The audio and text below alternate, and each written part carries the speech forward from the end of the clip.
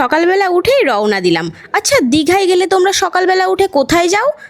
মোহনা। তো আমরাও চলে গেছিলাম মোহনার উদ্দেশ্যে। আর সাইডটায় দেখো সবুজে ভরা, এত সুন্দর দেখতে লাগছিল। আর আকাশটা দেখো, দেখে যেন মনে ছিল আমাদের দিকে তাকিয়েই হাসছে। সেই দূরে আকাশটা কোথায় গিয়ে সমুদ্রের মধ্যে ডুবে যাচ্ছে বোঝাই যাচ্ছে না।